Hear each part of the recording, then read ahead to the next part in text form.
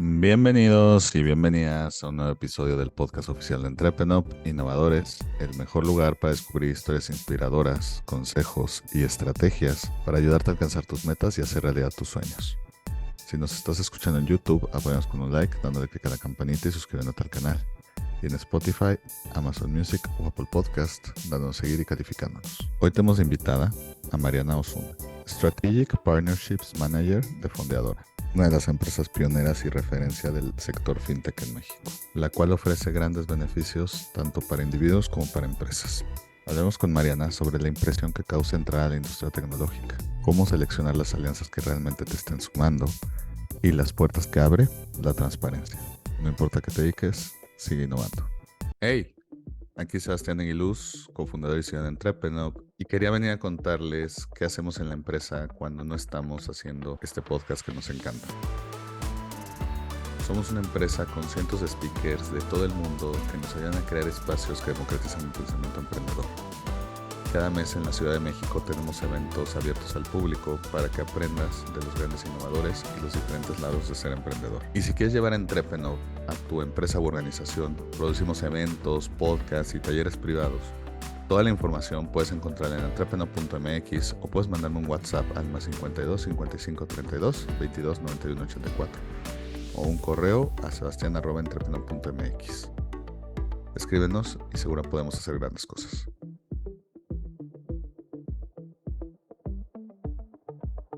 Bienvenidos y bienvenidas a un nuevo episodio del podcast oficial de Entrepreneur Innovadores. Aquí Sebastián Aguiluz, cofundador y CEO de Entrepreneur, y estoy con Mariana Osuna, Strategic Partnerships Manager de Fondeadora. ¿Cómo estás, Mariana? Muy bien, es muy gusto de estar por acá. Igual, me encantó de tenerte por aquí. Oye, Mariana, para los que no estén tan familiarizados con Fondeadora, no sé si nos puedes contar un poquito sobre lo que hacen y qué haces tú dentro de él. Claro que sí. Encantada y digo, lo voy a intentar resumir un poco porque Fondeadora lleva pues, ya un rato aquí en México y además ha tenido distintos cambios, pero Fondeadora inicialmente era por contar la historia resumida, era una plataforma de crowdfunding que ayudaba principalmente, el enfoque siempre ha sido apoyar también como proyectos creativos o los pequeños creadores que existen realmente dentro de México, estaba muy enfocado a apoyar esa parte. Derivado de esa primera experiencia, se identificó una necesidad también en ese sector, justamente en tema de soluciones financieras. Eventualmente se vende la parte de la operación de Fondeadora como crowdfunding, entonces se queda Fondeadora aquí en México. Los founders son mexicanos, la empresa siempre estaba aquí en México, eso también que nos enorgullece mucho. Y entonces nos enfocamos ahora a esta parte de soluciones financieras, enfocadas muy bien específico también a ese sector. Y entonces primero nos enfocamos a productos muy B2C y recientemente también sale Fondeadora, bueno, Fondea Empresarial y Fondea Profesional, que es justamente para personas morales y para PFAEs, creadores, y pues darles distintas soluciones, soluciones de débito, soluciones de crédito, todo desde una plataforma digital lo más sencilla de usar, lo más limpio posible y pues nada, eso es un poco a lo que nos dedicamos, digo, resumiendo ahí 10 años de historia de Fondeadora en 30 segundos, sería eso. Muy bien. Oye, Mariana, y Ujú. cuéntanos tu origen secreto. ¿Cómo llegaste a este mundo de fintech y a ayudar a que hagan estrategias empresariales? Pues no sé si tan secreto, pero y qué tan atrás irme, pero en realidad fue coincidencia que yo empezara a trabajar en temas de startups. Em, Fue un poco cuando yo estaba estudiando en la universidad, yo no soy de Ciudad de México, yo soy de Mazatlán. Vengo a Ciudad de México y pues obviamente por necesidades económicas de que la Ciudad de México no es barato, pues empiezo a buscar trabajo mientras estoy estudiando en la universidad. Empiezo a trabajar en News Offices, una gran empresa también, la verdad, cosas muy positivas que decir. Y de ahí, pues conozco como que tenían todo tipo de empresas funcionando dentro de iOS Offices, ¿no? Y entonces empiezo a conocer distintas empresas que trabajaban. Recuerdo que en ese momento también estaba ahí Tienda Nube, había como distintas empresas de este giro que yo no entendía a qué se dedicaban, no sabía, pero como te darás cuenta, a mí me gustó mucho platicar. Soy una persona en general sociable, entonces intentaba tener muy buena relación con los socios, era parte de mi trabajo, y entonces platicando con los socios, pues preguntaba mucho sobre, ¿y ustedes qué hacen? Y entonces me platicaban, somos un holding de tecnología, y yo, ¿qué es un holding?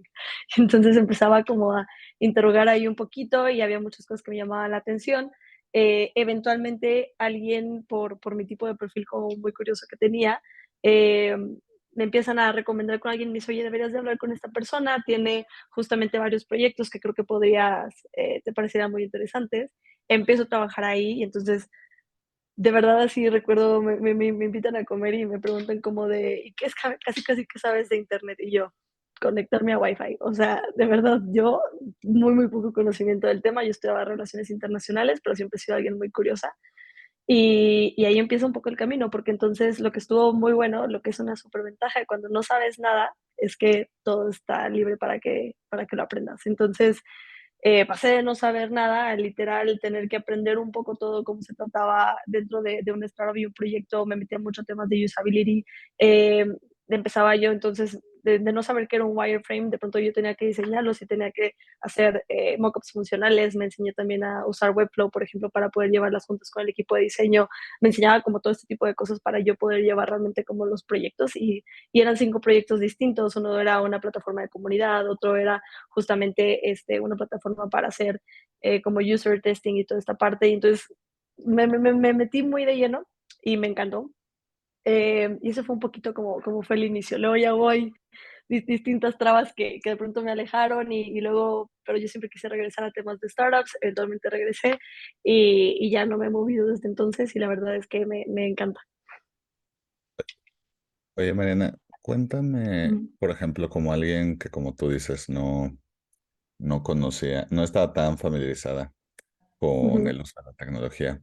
eh, Justo ahora que hay tantas empresas tecnológicas que están creciendo, que se están expandiendo, que se están tal, y que están cambiando la forma en que hacemos las cosas día a día, eh, ujú, ¿cómo es para alguien que, porque, digo, yo no estoy en una empresa tecnológica, pero yo me identifico con lo que acabas de decir, porque cuando entramos a esto de el ecosistema emprendedor, eh, ujú. pues tenía que aprender a cerrar la boquita para no estar con factor wow de todo lo que hacen, porque era de, eso se puede. No, Sí. yo creía que nada sea para entrar a internet. Eh, ¿Cómo se vive como alguien externo al mundo de tecnología el empezar a trabajar en estas industrias tecnológicas? Pues creo que es un poco como mencionas, ¿no? Es mucho de como no solo curiosidad, sino como mucha emoción por las cosas, porque es como pues todo es nuevo para ti, ¿no? Entonces, y eso sí empieza a pasar cuando ya llevas un rato trabajando también en este tipo de empresas, como que ya es difícil también como asombrarse, ¿no? De pronto hay ciertas iniciativas en startups que las ves y dices, claro, eso es como tal, o ya existió, o tal persona ya lo hizo. Me acuerdo muy puntualmente, justo cuando entré a una de las startups en las que estuve, que parte, una vez cuando me preguntaron en una entrevista, justamente para entrar y me preguntan como, ¿y a tu a largo plazo qué te gustaría hacer? Y yo decía, no sé, pero siempre he tenido claro que quiero tener algo propio y ahorita estoy tratando de entender porque veo que es imposible que yo sepa qué quiero hacer ahora con la cantidad de cosas que hay que desconozco que existen. Entonces no me quiero limitar al conocimiento que yo tengo ahorita para tomar una decisión, porque entonces estaría tomando una decisión con muy poca información. Entonces quiero obtener más información para tomar una mejor decisión. Y por ahí me decía de, ¿has pensado alguna idea? Le compartí, por ejemplo, una idea que le decía, me llama mucho la atención esto. Y inmediatamente la respuesta fue, eso ya existe. Alguien ya lo hizo en Brasil hace 3 años, eso no funcionó. Y yo, ok. Mm. Entonces, justo digo, ese tipo de cosas pasan, ¿no? Es cuando uno es muy ingenuo, es muy inocente. Entonces, esa inocencia también pues es una ventaja. He tenido también esta conversación justo con los founders de Fondeavara, que son también brillantes y les tengo mucho respeto, y justo también compartían eso, ¿no? Si nosotros hubiéramos enfocado desde el principio lo complicado que iba a ser construir esto, sé que nos hubieran listado todas las cosas que se iban a tener que hacer, pues nos hubieran echado para atrás de no querer hacerlo. Pero como no sabíamos, dijimos, claro que se puede hacer. Entonces, la ingenuidad ahí, en ese caso, más que una desventaja, lo puedes usar a tu favor. Y obviamente también intentar que nunca vas a saberlo todo, hay muchísimas cosas, todos los días sale algo nuevo. Entonces la gente que dice de, es que ya llevo tanto tiempo aquí, que como que ya me desenamoré, ya me desencanté, como que ya he visto las cosas, como de, síguele buscando, hay más cosas que te aseguro que no conoces, porque es imposible mantenerle el ritmo, pero es un reto que vale la pena. Entonces, pues no sé, como externo diría que es eso. Perfecto. Oye, Mariana, y por ejemplo, justamente te quiero preguntar, porque como tú mencionaste antes, Fundadora ya Ujú. es una empresa que, por ejemplo, cuando yo entré al ecosistema emprendedor ya llevaba un rato, Sí. con otro giro, con otra cosa, tal, tal, tal. Eh, ¿Cuáles son los retos de alguien que entra a una empresa que ya está establecida, pero que Ujú, digamos que no, o sea, para que se entienda, no estás entrando a un banco tradicional o no estás entrando a una empresa con ciento y cacho años, estás en una empresa que ya no está en pañales, pero claro. que todavía no puede votar, para decirlo mal y rápido, ¿no? Entonces, Ajá, eh, ¿cuáles son los retos de entrar en este tipo de empresas que trae cultura startup, pero está mucho más establecida, pero que al mismo tiempo, pues obviamente por algo te atrajeron esas vacantes y tienes un chip innovador que le quieres impulsar ahí? claro. Pues yo diría que es justo la misma pregunta te responde un poco eso. Lo más interesante de entrar en ese tipo de etapa, cuando yo entré a Fondeadora, me parece que Fondeadora eran, no sé, eran como 70 personas, llegamos a ser, no sé, alrededor de 160 pues, yo he estado aquí. Em, pero justo estás en ese mindset de ya no es una startup, como tú dices, de la startup que te decía yo al principio, donde de verdad era como tener que hacer el diseño y tener que llevar las juntas con tech y tener que pensar una estrategia comercial y tenía que, o sea, todo eso, porque al final es cuando entre menos sea o entre más al inicio llegues, pues obviamente te involucras en absolutamente todo.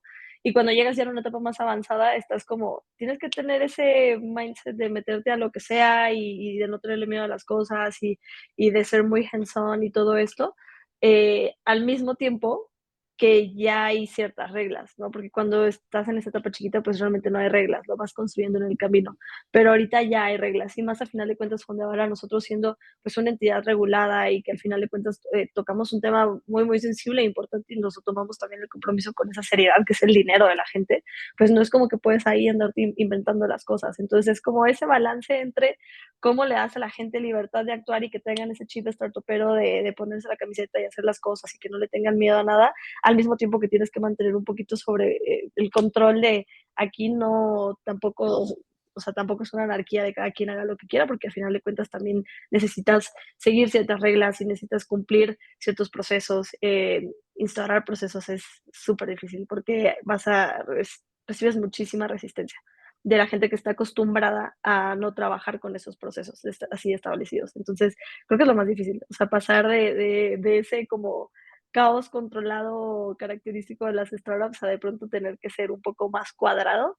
O sea, meterle eso en la cabeza a la gente de pronto se siente como de, yo trabajo en startups justo para no ser cuadrado. Entonces, eso es lo más complicado.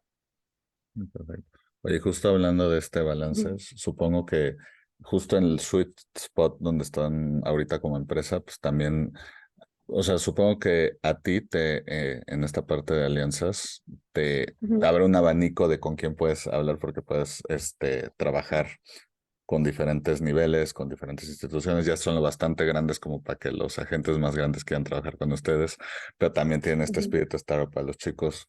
¿Cómo?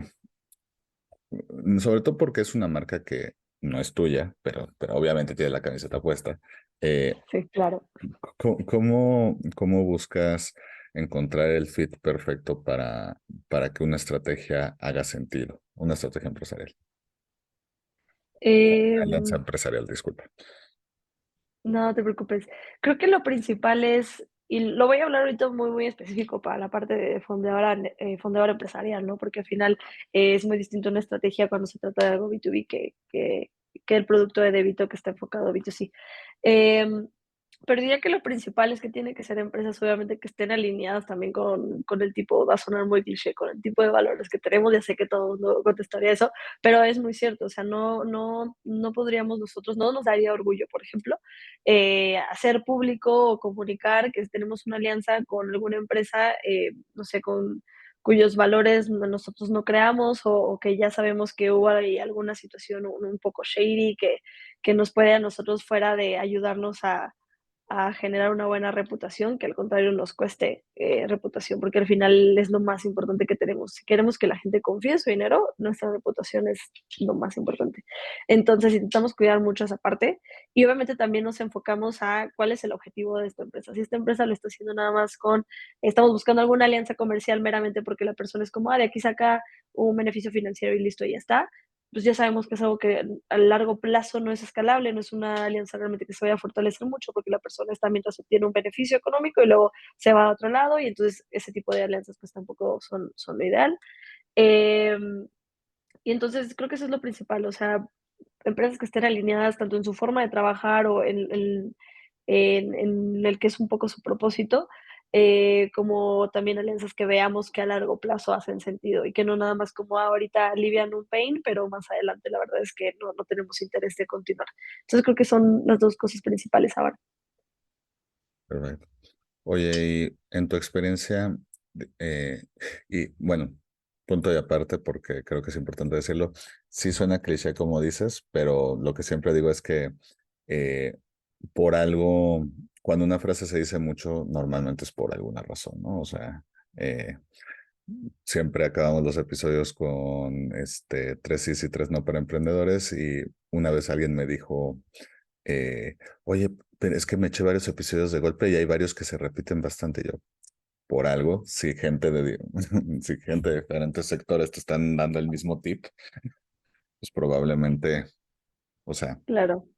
por algún lado va. Pero bueno, ya que fuimos a eso, te quería preguntar, Ujú, ¿cómo en esta parte de alianzas, y obviamente entendiendo que obviamente al estar tú en fondeadora, obviamente buscas el beneficio de fondeadora, pero ujú. ¿cómo encuentras este balance para que, para decirlo mal y rápido, le haga sentido a todas las partes, ¿no? O sea, que no solo, que sea una alianza que multiplique los beneficios para las dos partes, ya sea que tú la propongas o que te la lleguen a proponer a ti. O sea, creo que lo principal al final, cuando se empieza a hablar de cualquier tipo de alianza, porque hay distintas formas de colaborar con distintas entidades, y algunas son con empresas muy grandes, otros son con particulares, etcétera, pero al final todos siguen el mismo principio. ¿Cuál es el objetivo con el que esta persona está viniendo, se está acercando a proponer una alianza, o cuál es el objetivo con el que yo me estoy acercando? Y si los objetivos están alineados, buenísimo, ahí es. O sea, no hay mucha ciencia espacial atrás de eso. Es como, ¿qué estás buscando con el objetivo? Es un objetivo en el que yo te puedo ayudar y es un objetivo que me daría gusto que alcances. ¿Y cuál es el objetivo que yo estoy persiguiendo? Y si tú me puedes ayudar con eso, bienvenido también, ¿no? Entonces, es eso, se resume mucho en eso, y de hecho por eso también tenemos muchas alianzas justo con otras empresas que son B2B, porque al final el tipo de, una de las primeras cosas que preguntamos es el tipo de cliente, por ejemplo, con el que trabajas, cuál es el perfil de empresa, qué es lo que buscas aportarle, entender un poquito cuál es su relación con las empresas con las que colaboran, porque al final es, aunque los dos estamos tratando de vender algo, por así decirlo, si quisiéramos vender algo, eh, no por eso somos competencia, o sea, al final de cuentas es el tipo de empresa al que tú buscas hablarle, yo también busco hablarle y tengo algo que es de valor para esa empresa y viceversa. Entonces, yo encantado, obviamente, de las empresas con las que ya colaboro, hacerles llegar algo que es beneficioso para ellos, y del otro lado también ayúdanos a nosotros ofrecerle algo que sabemos que les va a ayudar. Em, entonces, es eso, así es como escogemos un poquito el saber que estamos alineados. Y justo, déjate comparto una anécdota porque creo que va muy relacionado con Venga. lo que tú dices. Ujú, Y es este que como en todo, creo que la gente subestima la importancia de ser claro, transparente y honesto de lo que busca cada quien y de lo que puede ofrecer cada quien, ¿no? Me acuerdo en nuestro primer evento, ni siquiera nos llamábamos Entrepenop en ese momento porque ujú, era el de prueba piloto, ujú, pero con los socios que primero armamos la versión anterior, justo le dije, no, pues voy a mandar correos para ver si, si conseguimos patrocinios, etcétera, ¿no? Y ponía solicitud de patrocinio, ¿no? Y lo mandaba. ujú, Y entonces me decía uno, no, pero no le pongas solicitud de patrocinio. Y yo, ¿por? Porque no lo van a querer abrir. Y yo, ¿cómo? O sea, sí, es que luego la gente cuando vea solicitud de patrocinio dice, pues me quieren pedir dinero, entonces no voy a abrir el correo. Y yo, ajá. Y luego, digamos que lo abre. Dice, no, y ahí no le pongas luego quiero un patrocinio de tanto por esto, sino, eh, pues, ya sabes, échale el choro mareador de quiero una alianza, o sea, no, Ujú. evita la palabra patrocinio, básicamente, como si fuera Voldemort en Harry Potter, no lo digas, ¿no? O sea, Sí, este, quiero una está prohibido. colaboración institucional de beneficio de bla, bla, bla, bla, así, choro mareador, patrocinio, ¿no? Y luego ya hasta Claro. después le dices. Y lo que yo le dije, y creo que fue un mini punto de inflexión para nosotros, porque todo el modelo de Entrepreneur pues, se basa en alianzas con nuestros ponentes, con nuestros patrocinadores, incluso con nuestros asistentes, Ujú. es, elige, a ver, eh, más allá de que pues no me siento cómodo mintiendo, eh, Ajá. no creo, o sea, aparte se me hace una pésima estrategia, porque vamos a decir que abre el correo, que lo mareo con el chorito que puse en el correo, que me da la cita sin saber para qué es, o creyendo Ujú. que quiero una alianza, un intercambio, ta, ta, ta. Y luego ya que ya estoy ahí, le digo que es un patrocinio, es como, pues, ¿para qué me mentiste? Te hubiera dicho desde el principio que sí o que no. Entonces, lo veo hasta como que más difícil que me quieran dar viendo que los traté de, pues si no engañar, de marear. Claro, Este, claro. y ya, ¿no? Entonces sí, obviamente, la verdad, sí, hay muchos que no me abren el solicitud de patrocinio, está bien, pero también está el beneficio de, bueno, pues no están interesados, nunca me contestaron, pues está bien, ya lo sé desde ahorita, prefiero eso que 7 juntas, porque también es del otro lado, ¿no? No, yo creo que Ujú. sí, que no sé cuánto, sí, y luego 1000 juntas para el final. Híjole, es que, ¿sabes qué? Al final sí quiero ser tu patrocinador, pero quería ver si me dejabas no pagarte. Ah, no, pues no. Entonces, Sí, creo que como si fuera una relación, sí.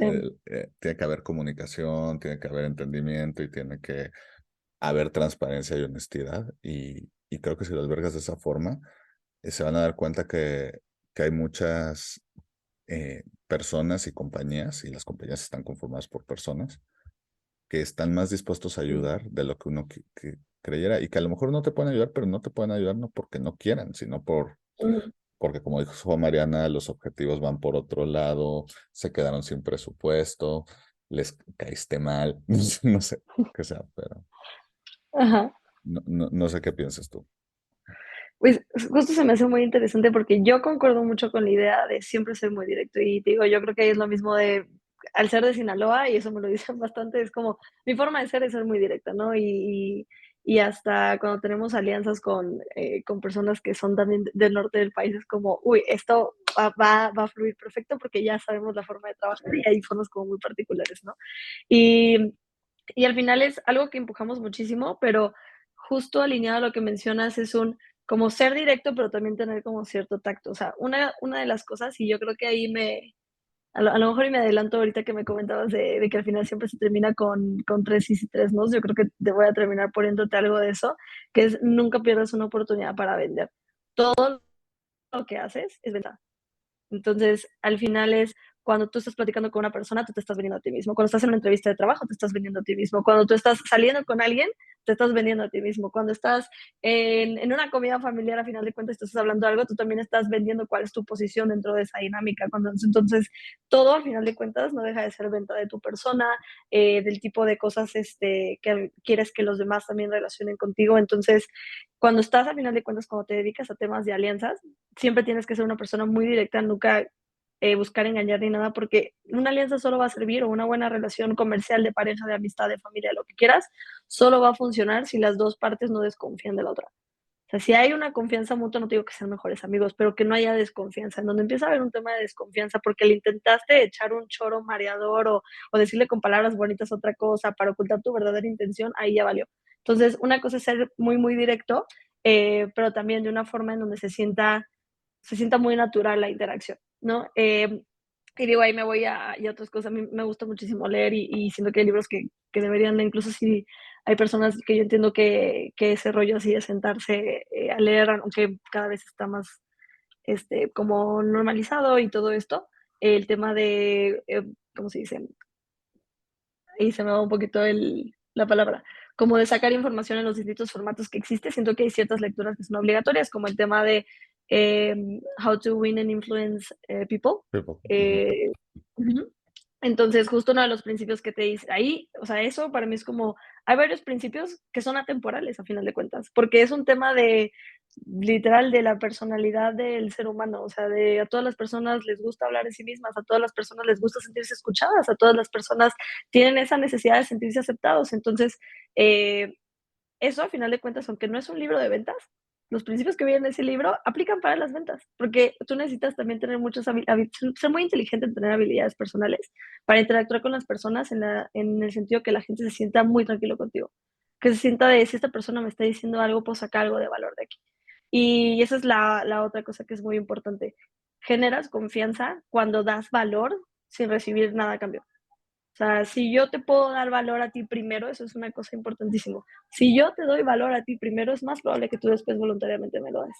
Si al final no me lo quieres dar, eso sí es otro tema, pero yo te doy el primero valor a ti de forma desinteresada, te doy tiempo, te doy un consejo, te doy, tú estabas buscando, no sé, un intro con alguien y a lo mejor este te puede facilitar, haces ese intro, tú estabas buscando de, oye, pues justo me interesaba fondeadora por otro tema que a lo mejor no es contigo, no te preocupes, yo te hago la intro. Oye, justo quería preguntarte ustedes cómo hacen tal cosa, ah, mira, te explico, no pasa nada, pero es eso, es primero das valor tú y después vienes a pedir, pero necesitas primero dar valor. Porque si esa persona no te ha aportado absolutamente nada, no ha sacado nada de esa persona y viene y te pide algo, tú dices, bueno, ¿con qué cara o por qué o qué te debo o qué pasó? ¿No? Entonces, ahí es más probable que la gente sea renuente realmente a darte algo. Por eso creo que esa es la forma más sencilla de llegar a la persona y es la forma también como más honesta. Es un, te aporto valor en qué te puedo ayudar, buenísimo. Ya generamos que no vengo el mala fe, tengo este objetivo, ¿me puedes ayudar tú con ese objetivo? ¿Se alinea con algo que tú también persigas? Perfecto, pues sigámoslo juntos y ya está. Entonces, esa es una de las formas en donde no solo digo en temas laborales, sino también en lo personal, como que se tiene que dar de una forma muy natural y no es algo que tenga en la mente todo el día, así de le tengo que dar valor a la gente con la que colaboro, pero eh, conforme lo vayas haciendo cada vez más, como que se empieza a volver natural y la gente te relaciona con eso y luego la gente misma busca darte valor. Entonces es una buena forma también de acercarte. Totalmente. Y de nuevo, volviendo al tema de que al final del día, aunque sean empresas lidiando con empresas, pues realmente son personas lidiando con personas. Y, por ejemplo, Exacto. yo he tenido patrocinadores que la persona de patrocinios ha rotado 3 veces y sigo con el mismo patrocinio. Otras que de repente rota la persona y bueno, pues cuando se fue la persona también se fue el patrocinio porque llega alguien más con nuevos objetivos, metas, etcétera, que es válido. Luego a veces Ujú. me ha tocado que alguien me batea en una empresa y luego me contacta como 5 meses después y, oye, ¿para qué? La verdad es que yo sí quería aceptarlo, pero no me lo pusieron y ya cambié de empresa, entonces ahora quiero Ajá, entrar de patrocinador acá y yo, sí. cool. Siempre es bonito recibir un correo de, te queremos patrocinar, así, en seco. Pero bueno. eh, Bienvenido siempre, ¿no? Claro. Totalmente. Oye, Mariana, justo también te quería Mm, preguntar un poquito del sector fintech, porque mm, hablando de cosas que no están en pañales, pero que todavía no pueden votar, a mí todavía me ujú, tocó cuando la gente decía que no creían que el fintech iban a pegar en México porque pues, teníamos ujú, demasiada gente no bancarizada, ¿no? Y yo de hecho decía lo contrario, que dije, pues por eso tenemos 120 millones de habitantes, creo que eran 90% que no estaba bancarizado y de todos los niveles socioeconómicos. Mucha. Ahora que vimos que el fintech parece que vino para quedarse y que ha evolucionado y que se ha regularizado y que han habido un montón y luego ya no tanto y luego evolucionan y luego se adquieren, etcétera. eh, ujú. Te quería preguntar, eh, uno, por tu percepción del ecosistema fintech en México y dos, ¿cómo sientes tú lidiando con otras empresas que es percibido lo mismo? Okey, pues primero digo, percepción del ecosistema es ay, nos vamos súper amplio, ¿no? Sí. Pero entendiendo también un poco la pregunta, creo que al final, como todo, siempre digo, al final siempre vas a tener tus detractores y vas a tener muchísimas personas que dudan de algo cuando es nuevo. Por eso, a final de cuentas, necesitas tanto de tus early adopters, que son estas personas que al contrario, lo nuevo les llama mucho la atención y no le tienen tanto miedo y entonces ellos te ayudan un poquito. pues a irlo compartiendo con los demás y a evangelizar de cierta forma. Em, pero creo que al final, pues va a seguir evolucionando. La gente como que relacionaba fintech con algo, no sé, como si fintech fuera una palabra como muy ajena, lo sentían como algo muy distante y al final no es un concepto. A mí me pasaba incluso con mis papás de pronto explicarles, como que ellos decían fintech es como esas cosas nuevas de empresas, de tecnología, que luego pueden desaparecer y ese tipo de cosas, como cosas bien extrañas con las que relacionaban por noticias, obviamente que escuchaban y era, pues es un poco triste también que lo relacionen con eso, pero al final es cuando entiendes realmente fintech como tú piensas en literal usar tecnología para optimizar un proceso financiero. No es algo del otro mundo, no es algo realmente en otro idioma que no podamos entender, es algo realmente como bastante sencillo si lo piensas desde ese sentido. Y justo lo que tú dices, es el mercado mexicano por la cantidad de necesidades que tiene, un gran mercado para ponerse a innovar, porque hay muchísimas cosas que el día de hoy definitivamente no se hacen ni de la manera más óptima, ni a veces ni siquiera de una manera aceptable, ¿no? Entonces, hay muchísimo espacio para mejorar. Creo que el tema estuvo también en que empezaron como el problema también cuando empieza a haber cosas como que temas que están de moda o que el mercado se pone como muy hot durante algún tiempo, eh, pues empieza también de pronto como a saturar ideas, se les empieza a inyectar demasiado dinero y entonces empieza la gente como a emocionar y entonces también veíamos mucho, una de las cosas que me preocupaba mucho es cuando veía que empezaban a contratar masivamente para cosas que no hacían sentido con el ritmo al que crecía la operación, pero contratar muchísimo porque había dinero y entonces todos bien acelerados en tratar de crecer súper rápido. Y creo que al final, y digo, este es claramente no es mío, pero la idea de Infinite Game de Simon Sinek es como tienes que pensar mucho en eso. O sea, tú no estás aquí para un sprint. O sea, tú tienes que pensarlo en pon bases muy sólidas. Está muy padre que el ecosistema esté movido y que todos estemos bien alegres y lo que sea, pero también con un poquito de madurez, como hay que ser un poquito más precavidos en ciertas cosas, no alebrесtarnos en tomar decisiones tan rápidas. Y entonces al final el tiempo solito pues va dejando a los actores realmente que tuvieron como estrategias más sólidas y solitos también, pues poco a poco también distintas razones pues van desapareciendo otros actores. Algunos por cosas que son meramente del mercado, porque hay gente brillante en varias de las empresas que han desaparecido, no solo del sector fintech, sino del sector startupero en general. Aquí en México hay empresas que eran muy, muy buenas, con muy buenas ideas, con muy buen equipo y que por cosas del mercado no funcionaron y eso es muy, muy triste. Eh, pero pues nada, al final de cuentas es lo más importante es poner bases muy sólidas, siempre como que tener mucha humildad de hoy puede ser el jugador principal y mañana ya no. Eso también pasa aquí y uno tiene que estar también muy consciente de eso. No porque se haya inyectado, por ejemplo, de pronto inversión en alguna empresa, eso significa que de pronto todo está perfecto y entonces eh, como que nos podemos ahí relajar un poco también en ser muy precavidos en qué se utilizan los recursos.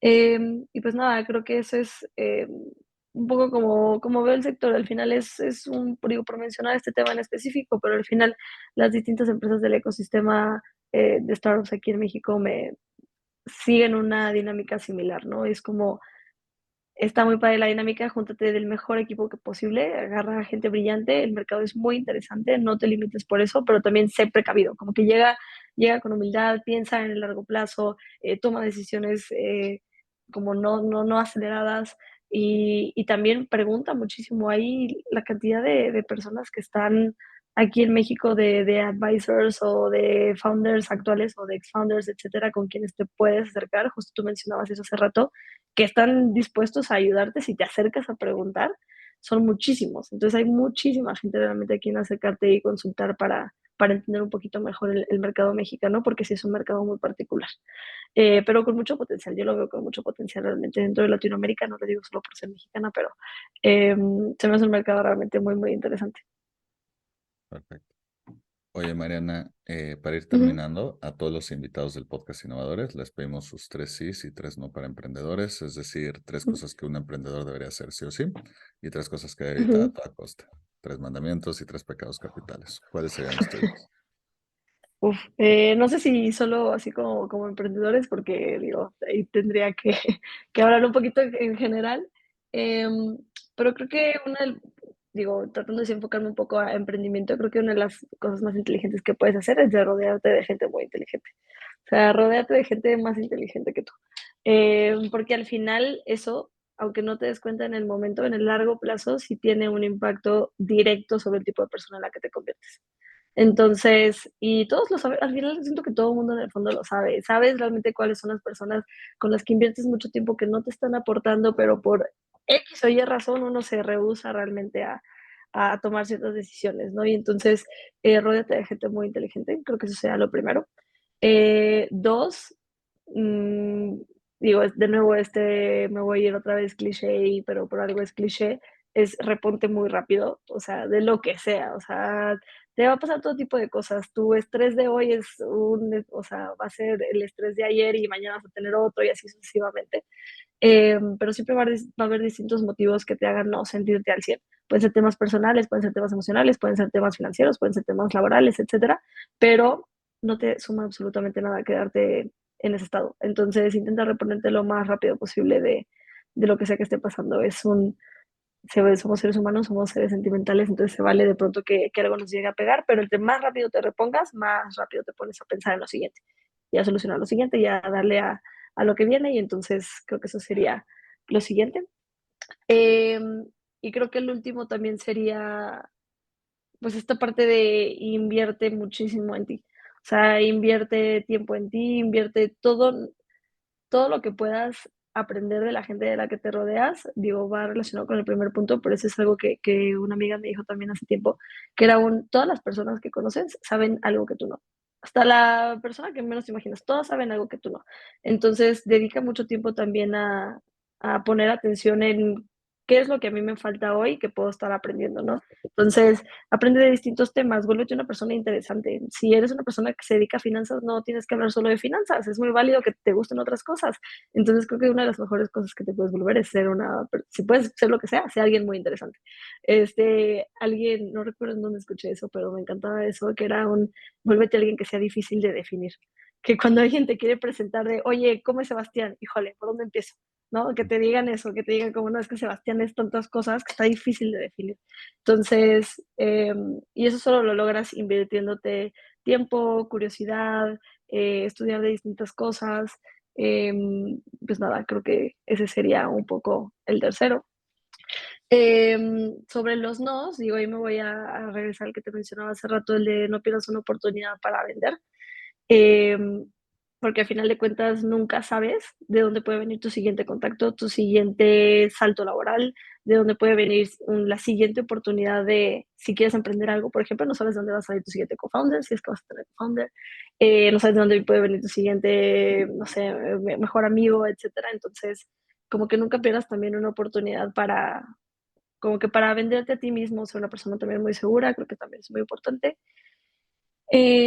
Últimos dos nos, creo que diría, esto es algo que me decían mucho en el ejemplo que te ponía del primer acercamiento que tuve con startups, y me lo decía mucho quien era mi jefe en ese momento. Nada vale la pena tu sueño, pero no se refiere a horas de sueño, porque todos sacrificamos horas de sueño, seguro tú lo haces, todos en este ecosistema lo hacemos, pero me refiero a nada vale la tranquilidad de tu sueño. O sea, que tú te vayas a dormir sabiendo que el éxito que estás teniendo no es a costa de alguien, no es a costa de tus principios, no es a costa de haber vendido tus valores o cualquier cosa similar, y que tú te puedas ir a dormir tranquilo sabiendo que lo que sea que esté pasando se puede solucionar, pero no es algo en donde tú te sientas como que te vendiste a ti mismo. Eso es importantísimo. Entonces, eso será lo más importante. Nada vale la tranquilidad de tu sueño, o sea, nada vale ningún éxito, premio, mérito, etcétera, que puedas obtener. Vale la pena que lo hayas obtenido a costa de alguien más o a costa de ti mismo, o sea, no lo vale. Y creo que lo último sería, y también lo tengo fresco porque recientemente conversaba con una amiga de esto, todo el mundo tiene prejuicios, pero intenta tener los menos posibles sobre ti mismo. O sea, al final de cuentas los prejuicios son como, normalmente estas como nociones preconcebidas que de algún lado sacamos, generalmente negativas, y que nos las creímos, nos las tragamos, nos las pusimos, y ya es el prejuicio que yo tengo sobre mí misma, ¿no? Entonces, si yo pienso, no sé, yo soy malísima para el ajedrez, y yo voy a ir por la vida pensando en que soy malísima para el ajedrez, pues la verdad es que eso no me aporta nada. ¿Por qué rayos estaría yo por la vida vendiéndome como una persona mala para el ajedrez? No estoy diciendo caso tonto porque el ajedrez sí, sí me gusta. Este, pero por dar ese ejemplo, ¿no? Entonces, si otra gente quiere tener prejuicios sobre ti, be my guest, o sea, cada quien, no te va, de nuevo, que no te quite el sueño, pero no los tengas tú sobre ti, porque no te aportan absolutamente nada. Entonces, si tú tenías una cierta idea de ti y mañana decides que ya no te gustó, no quieres hacer eso y te quieres reinventar mañana, reinvéntate.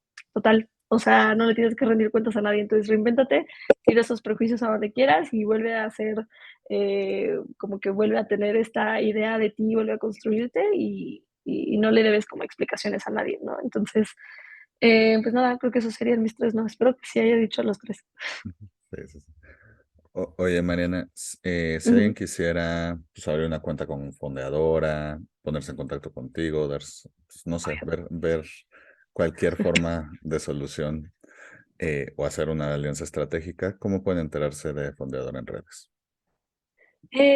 Lo más fácil de contactarme será que me escriban a osuna@fondeadora.com. Osuna es con S, siempre tengo que hacer la aclaración gracias al reggaetonero, no es mi pariente, no lo conozco, pero Osuna es con S. Entonces, si lo escriben con Z no me va a llegar, entonces, porque me pasa bastante seguido. Pero si quieren cualquier cosa sobre cuenta de crédito, etcétera, o platicar sobre cualquiera de estos temas, yo encantada. Perfecto. Oye, Mariana, pues nada más quiero agradecerte por tu tiempo, espero te la hayas pasado también como nosotros y como decimos en el programa, sigue innovando. Muchas gracias, un gusto. Igual. Abrazo. Un segundito. Si te gustó el episodio de hoy, recuerda que puedes encontrar todos nuestros episodios en YouTube, Spotify, Amazon Music y Apple Podcast. No te olvides suscribirte a los canales, calificarlos y comentar lo que te parecieron. Y por favor ayúdanos compartiendo el episodio para que más personas se enteren de este podcast. No importa a qué te dediques, sigue innovando.